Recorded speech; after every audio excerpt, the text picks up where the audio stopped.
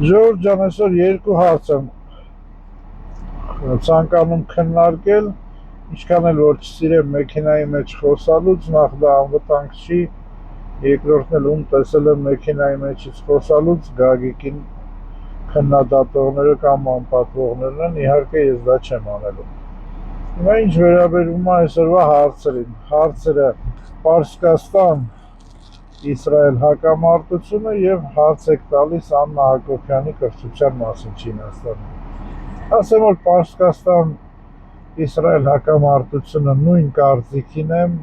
դա ոչ Նատանյահուն է, ոչ Պարսկաստանի ղեկավարն է, այդտեղ ուրիշ ուժեր կան, ուրիշ շահեր կան։ Հիմա խոսենք ինչ պետք է արվի մեր երկրում, ինչ չի արվել։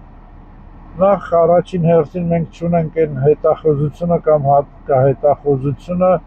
որ մեզ ինֆորմացիա են հաստատ տվել, որ մեր մոտ բեռնատարներ չեն թափանցել կամ չեն թափանցելու։ Առաջինը կոչ եմ անում մաքսատունը եւ սահմանապահ ծառայությունները, որպեսզի աշխատեն ուժեղացված ռեժիմով եւ բացեն բոլոր բեռնատարները,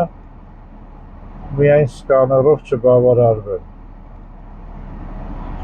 Ասեմ, որ Ռուսաստանի հետաքննությունը պարզել է, որ Ռուսաստանում կատարված է Սարդիբուն Պաուտինա օպերացիան, որը որ օդանավականներն էր վերացրել եւ ինքնաթիռները, պարզել է, որ այդ դրոնները արտադրվել են Ադրբեջանում եւ բեռնատարները մուտք են գործել Ադրբեջանից։ Հիմա թե մեր Ռուսաստանը կխոսի Ադրբեջանի մասին, թե իր դաշնակցի մասին չի խոսի, նորից կլռի, այս քանի օրը կտեսնենք։ Պետք է ամբողջ ծառայությունները բերվեն համար մեկի։ Անպայման ամբողջ ծառայությունները պետք է բերվեն համար մեկի։ Փրկարարներ, զինվորներ, բանակ, շտապ օգնություն, քաղաքապետարանները, թաղապետարանները, լավ եք անում խաղահրապարակներ եք սարքում, դրա հետ զուգահեռ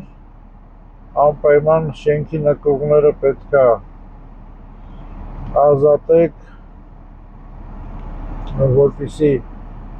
ժողովուրդը ունենա ապաստարան, բացատրական աշխատանք տանեք անհրաժեշտության դեպքում,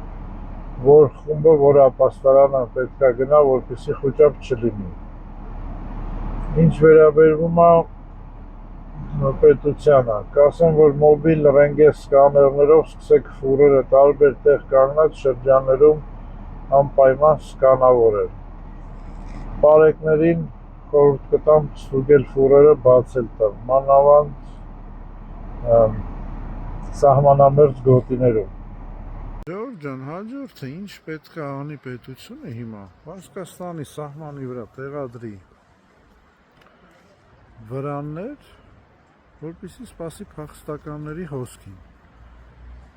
Ոնց որ պարոն Տրամպն էր ասում, մեր մոտ միայն լավ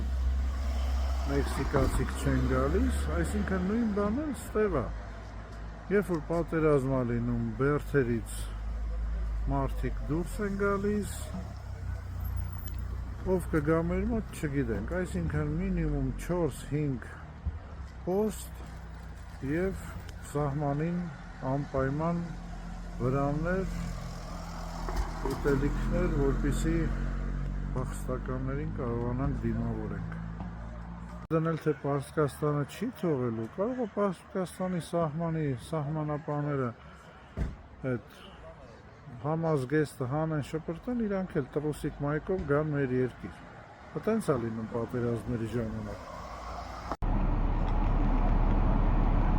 Զորամասների հրամանատարներին խորհուրդ եմ տալիս հատկապես հատուկ նշանակության ջոկատների, հրետանու